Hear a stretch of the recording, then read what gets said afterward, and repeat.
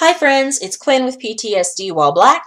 Um, just making a video because I was just talking to my mentor about um, characteristics of emotionally unavailable people.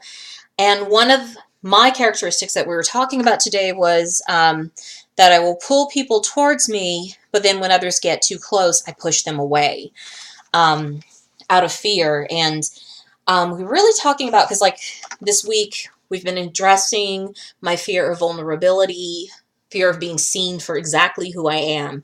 In my family of origin, you don't let anybody know that you don't know what's going on, or that you're hurt, or that I'm sad, or that I'm angry. It's that, no, you're capable, you've got all the answers, and no one can just see you as you are. And I'm being challenged by that, because when I run in that language path, I'm hurtful to myself and to others. And it's like many of the jobs that I had when I was younger involved sales. Almost everything involves sales now. And I remember at multiple jobs, they would always talk about it's about the sizzle, not the steak. And so it's about getting that enticement with other people, but not really who you are or what the product is and what its real features are and what its real benefits are. Instead, it's just about getting people interested in it. What does it do for them?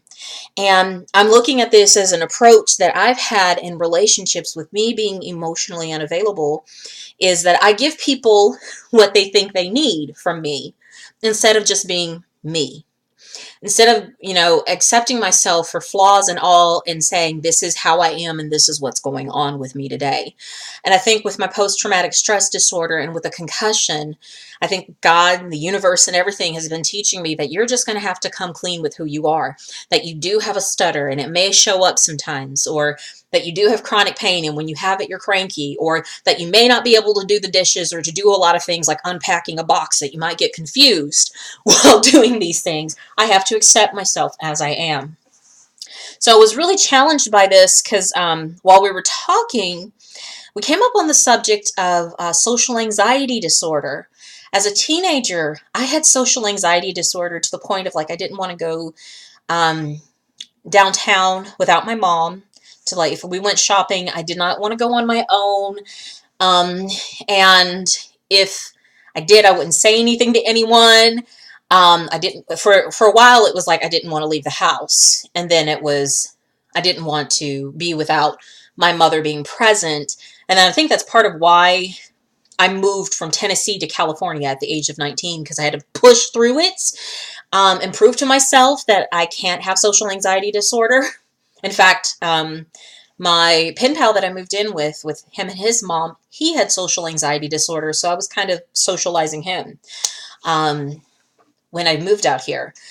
But what is related to this sizzle, not the steak behavior, this pushing and pulling behavior, with the social anxiety disorder, I did the same thing of, I still have social anxiety disorder, but I'm going to pretend like I don't. I'm going to fake it until I make it. I'm going to sing in front of strangers. I'm going to compete in speech competitions, but I can't hold a conversation with someone.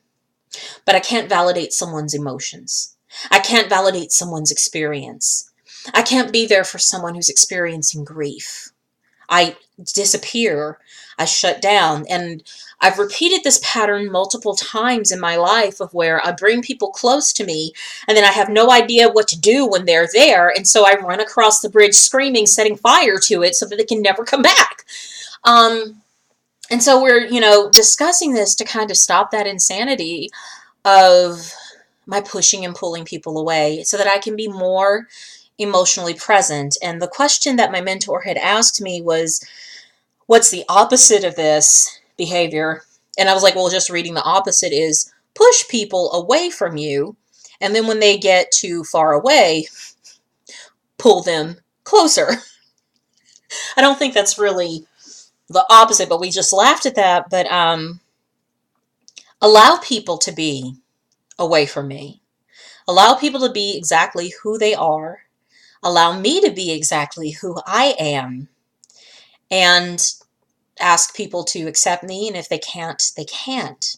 I think that's the opposite of this behavior for me. Because when I'm operating in this, I create intimacy backlash. I think that's the word for it, where people may think they can be intimate with me, but then when they get too close, I become critical or judgmental or what have you, or I avoid entirely. Um, so being able to be humble with my interests, my abilities, my limitations, my capabilities, um, and allowing people to be exactly as they are. So I think of myself with applying for jobs. I would apply for sales positions because they were hiring and because I needed money.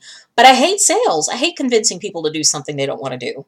But I would take all these jobs of sales positions and then not do so well doing sales positions. Um, and so instead, it's why not look for a job that is involved in client relations or marketing and development, or something that is dealing with creativity or teaching, which are skills that I have, uh, that I'm much more interested in, or things that I'm like love developing, um, learning tools as a teacher. Um, so it's really, how about I go for who I really am and what I really have to offer, instead of trying to convince someone who I'm not appropriate for that they need me. And we looked at that as, she asked me, when I relate to people like this, what do I get back from them? And a lot of times it's resentment. I get resentment back because I'm not what they needed, or dishonesty or insincerity. What am I trying to get? I think emotionally, if I think of what I gain from people, is an instant acceptance, instant belonging. I want to belong. I want to be part of. But in the end, I won't belong because I wasn't genuine with who I was.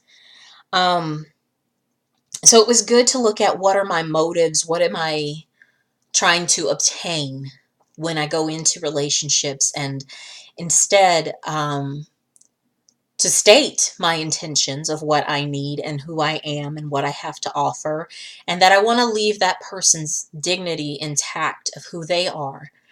And that was a beautiful thing I was listening to, I think, Lisa Nichols on one of her videos, where she was talking about my going into conversations with other people, leaving them intact as whole persons, better than they were before they talked to me, but to allow them to genuinely be them instead of me trying to fix, change, or alter them.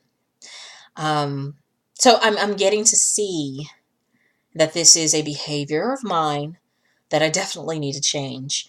Um, and yeah, and part of that is also accepting my PTSD as it is, and that some days it'll flare up, and some days I'll be challenged by things, and that I'm limited on those days, and that's okay. And that I need to get back to the present, and that's okay too. Yeah, so I just really had to share that and do a little bit of reflection to kind of vlog on this lesson that I'm learning. All right. Till next time, kids. Peace.